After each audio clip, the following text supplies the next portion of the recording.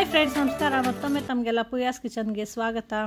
ಇವತ್ತು ನಾವು ತುಂಬಾ ರುಚಿಯಾಗಿರೋಂಥ ಹಾಗೆ ತುಂಬ ನ್ಯೂಟ್ರಿಷಿಯಸ್ ಆಗಿರೋಂಥ ಹಾಗೆ ಡಯಟ್ಗೆ ಕೂಡ ಒಳ್ಳೆಯದಾಗಿರೋಂಥ ಒಂದು ಬ್ರೇಕ್ಫಾಸ್ಟ್ ರೆಸಿಪಿನ ಮಾಡೋದು ಹೇಗೆ ನೋಡೋಣ. ಇವತ್ತಿನ ನಮ್ಮ ರೆಸಿಪಿ ಬ್ರೋಕನ್ ವೀಟ್ ಬಿರಿಯಾನಿ. ಈ ಬಿರಿಯಾನಿ ಮಾಡೋದು ಕೂಡ ಅಷ್ಟೇ ತುಂಬಾ ಸುಲಭ, ಹಾಗೆ ಬೆಳಗಿನ ಬ್ರೇಕ್ಫಾಸ್ಟ್ಗೆ ಅಷ್ಟೇ ಅಲ್ಲ, ಲಂಚ್ ಬಾಕ್ಸ್ಗೂ ಕೂಡ ತುಂಬಾ ಚೆನ್ನಾಗಿರುತ್ತೆ. ಹಾಗಿದ್ರೆ ಮಾಡೋದು ಹೇಗೆ ಅಂತ ನೋಡೋಣ ಬನ್ನಿ. ಇದಕ್ಕೆ ಮೊದಲಿಗೆ ಕುಕ್ಕರ್ಗೆ 2 ಟೇಬಲ್ ಸ್ಪೂನಷ್ಟು ಎಣ್ಣೆ ಹಾಗೆ 1 ಟೇಬಲ್ ಸ್ಪೂನಷ್ಟು ತುಪ್ಪ ತೊಗೊಂಡಿದ್ದೀನಿ. ಈ ಎಣ್ಣೆ ಮತ್ತು ತುಪ್ಪ ಕಾದ ನಂತರ ಇದಕ್ಕೆ 2 ಹಸಿಮೆಣಸಿನ್ಕಾಯಿನ ಈ ರೀತಿ ಸ್ಲಿಟ್ ಮಾಡಿ ಹಾಕ್ಕೊಂಡಿದ್ದೀನಿ. ಹಾಗೆ 1 ಈರುಳ್ಳಿನ ಸ್ವಲ್ಪ ಸಣ್ಣದಾಗಿ ಕಟ್ ಮಾಡಿ ಕೂಡ ಹಾಕ್ಕೊಂಡಿದ್ದೀನಿ. ಇದೆರಡು ಸ್ವಲ್ಪ ಫ್ರೈ ಆದ ನಂತರ ನಾನು ಮಸಾಲೆ ಪದಾರ್ಥಗಳನ್ನೆಲ್ಲ ಹಾಕ್ಕೊತಾ ಇದ್ದೀನಿ. ಇದಕ್ಕೆ 1 ಟೀ ಸ್ಪೂನಷ್ಟು ಸೋಂಪು ಕಾಳು, ಒಂದು ಅರ್ಧ ಇಂಚಷ್ಟು ಚಕ್ಕೆ, 1-2 ಲವಂಗ, ಹಾಗೆ 1-2 ಮರಾಠೆ ಮೊಗ್ಗು, 1 ಸ್ಟಾರ್ ಅನೈಸು ಎಲ್ಲ ಹಾಕ್ಕೊಂಡು ಚೆನ್ನಾಗಿ ಫ್ರೈ ಮಾಡ್ಕೊತಾ ಇದ್ದೀನಿ. ಸ್ವಲ್ಪ ಘಮ ಬರೋಕ್ಕೆ ಶುರುವಾದ ನಂತರ 2 ಟೊಮೆಟೊನ ಈ ರೀತಿ ಸಣ್ಣದಾಗಿ ಕಟ್ ಮಾಡಿ ಹಾಕ್ಕೊಂಡಿದ್ದೀನಿ.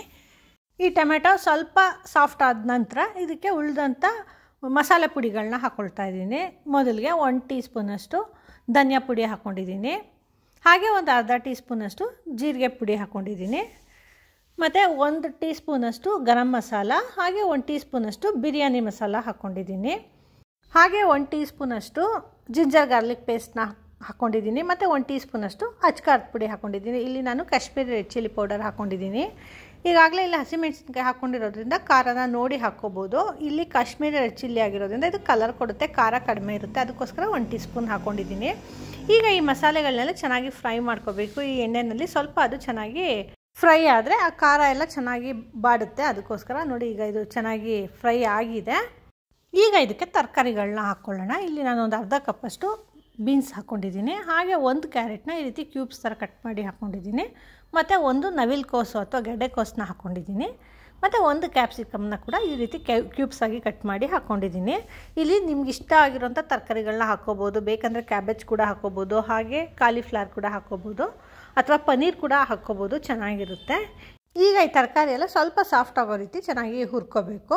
ನಂತರ ಇದಕ್ಕೆ ನಾನು 1 ಕಪ್ಪಷ್ಟು ಬ್ರೋಕನ್ ವೀಟ್ ಹಾಕ್ಕೊಂಡಿದ್ದೀನಿ.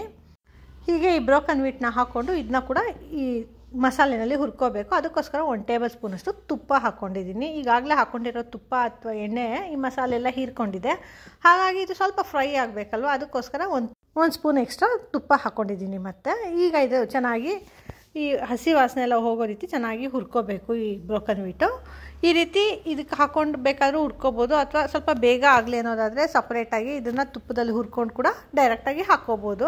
ಈ ರೀತಿ ಬ್ರೋಕನ್ ವೀಟ್ನ ಹುರ್ಕೊಳ್ಳೋದ್ರಿಂದ ಅದು ಉದುರುದ್ರಾಗುತ್ತೆ, ಇಲ್ಲದೆ ಸ್ವಲ್ಪ ಮುದ್ದೆ ಹಂಗಾಗುತ್ತೆ. ಈ ರೀತಿ ಹುರಿದ್ರೆ ಅದು ಚೆನ್ನಾಗಿ ಬಾಡಿರುತ್ತಲ್ವ, ಹಾಗಾಗಿ ಅದು ಉದುರುದ್ರಾಗಿ ಚೆನ್ನಾಗಾಗುತ್ತೆ.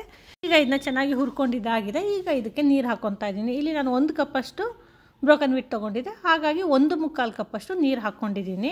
ಈ ಪ್ರಮಾಣದಲ್ಲಿ ನೀರು ಹಾಕ್ಕೊಂಡ್ರೆ ಅಳತೆ ಕರೆಕ್ಟಾಗಿರುತ್ತೆ. ಹಾಗೆ ರುಚಿಗೆ ತಕ್ಕಷ್ಟು ಉಪ್ಪು ಹಾಕ್ಕೊಂಡಿದ್ದೀನಿ, ಮತ್ತು ಕಸೂರಿ ಮೇಥಿ ಕೂಡ ಹಾಕ್ಕೊಂಡಿದ್ದೀನಿ. ಈಗ ಇದನ್ನು ಚೆನ್ನಾಗಿ ಮಿಕ್ಸ್ ಮಾಡ್ಕೊತಾ ಇದ್ದೀನಿ. ಈ ರೀತಿ ಚೆನ್ನಾಗಿ ಮಿಕ್ಸ್ ಮಾಡಿ ಒಂದು ಕುದಿ ಬಂದ ನಂತರ ಇದ್ರದ್ದು ಲಿಡ್ ಕ್ಲೋಸ್ ಮಾಡ್ಕೊಳ್ಳೋಣ. ನೋಡಿ, ಇದು ಕುದಿಯೋದಕ್ಕೆ ಶುರುವಾಗಿದೆ. ಈಗ ಲಿಡ್ ಕ್ಲೋಸ್ ಮಾಡಿ 2 ವಿಷಲ್ ಕೂಗಿಸ್ಕೊತಾ ಇದ್ದೀನಿ. ಆಗ ಚೆನ್ನಾಗಿ ಆ ಬ್ರೋಕನ್ ವೀಟೆಲ್ಲ ಚೆನ್ನಾಗಿ ಅರಳ್ಕೊಳ್ಳುತ್ತೆ. ನೋಡಿ, ಇದು 2 ವಿಷಲ್ ಕೂಗಿ ಪ್ರೆಷರ್ ಎಲ್ಲ ಬಿಟ್ಟಿದೆ. ಈಗ ತೆಗೆದು ನೋಡ್ತಾ ಇದ್ದೀನಿ ಇದ್ರದ್ದು ಲಿಡ್ನ. ನೋಡಿದ್ರೆ ಬ್ರೋಕನ್ ವೀಟೆಲ್ಲ ಎಷ್ಟು ಚೆನ್ನಾಗಿ ಅರಳ್ಕೊಂಡಿದೆ, ಹಾಗೆ ಹದವಾಗಿ ಬೆಂದಿದೆ, ಮತ್ತು ತರಕಾರಿಗಳು ಕೂಡ ಅಷ್ಟೇ ಚೆನ್ನಾಗಿ ಬೆಂದಿದೆ. ಹೀಗೆ ಒಂದು ಚೆನ್ನಾಗಿ ಮಿಕ್ಸ್ ಮಾಡಿಕೊಂಡು ಬೇಕಂದರೆ ಇದಕ್ಕೆ ಸ್ವಲ್ಪ ನಿಂಬೆಹಣ್ಣು ಕೂಡ ಹಾಕ್ಕೋಬೋದು. ಹುಳಿ ಇಷ್ಟಪಡೋರು ನಿಂಬೆಹಣ್ಣು ಹಾಕ್ಕೋಬೋದು, ಅಥವಾ ಮಸಾಲೆಗಳು ಹಾಕ್ಕೊಂಡಲ್ವ ಆಗ ಆಮ್ಚೂರ್ ಪೌಡರ್ ಕೂಡ ಸೇರಿಸ್ಕೋಬೋದು. ಹಾಗೆ ಈ ಬಿರಿಯಾನಿನ ರಾಯ್ತಾ ಜೊತೆ ತಿನ್ನೋದಕ್ಕಂತೂ ತುಂಬಾ ಚೆನ್ನಾಗಿರುತ್ತೆ. ರಾಯ್ತಾ ಇಲ್ಲಾಂದರೆ ಪ್ಲೇನ್ ಮೊಸರು ಜೊತೆ ಕೂಡ ತುಂಬಾ ಚೆನ್ನಾಗಿರುತ್ತೆ.